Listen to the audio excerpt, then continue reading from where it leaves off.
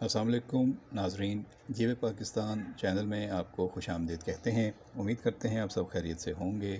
بات کریں گے آپ کے پسندیدہ اور مشہور ڈرامے عشق دی چاشنی کے تازہ ترین اپڈیٹس کے حوالے سے۔ اس ڈرامے میں جو سب سے اہم ویلن کا کردار یا نیگیٹو کردار ہے، ویسے تو اس میں بہت سارے نیگیٹو کردار ہیں، لیکن سب سے اہم کردار پاکستان کے جانے مانے مشہور نیگیٹو رول پلے کرنے والے ویلن کی حیثیت سے اعجاز نئی اعجاز کر رہے ہیں، اور انہوں نے بہت ہی عمدہ کردار ادا کیا ہے ملک امین کے کردار میں۔ اور ہم نے دیکھا ہے کہ وہ سلطان کے والد بن کر اس ڈرامے میں انٹری لیتے ہیں۔ انہیں فون کرتا ہے جب بھائی اس کا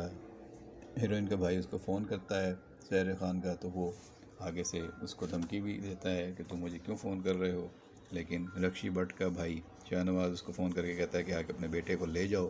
کب تک ہم اسے یہاں پہ پالیں گے، اور تمہارا بیٹا یہاں پہ مسائل پیدا کر رہا ہے۔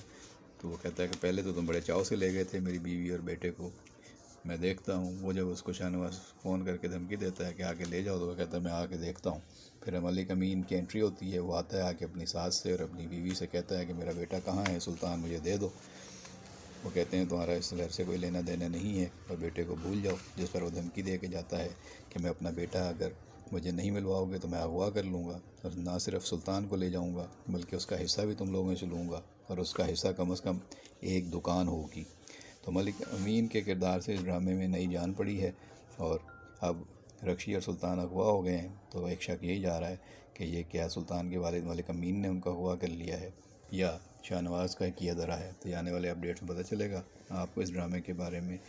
کیا کمنٹس ہیں، کیسا لگ رہا ہے، ضرور کمنٹ باکس میں بتائیے گا آپ کی کیا رائے ہے، اور ملک امین کے کردار کے بارے میں آپ کا کیا کہنا ہے۔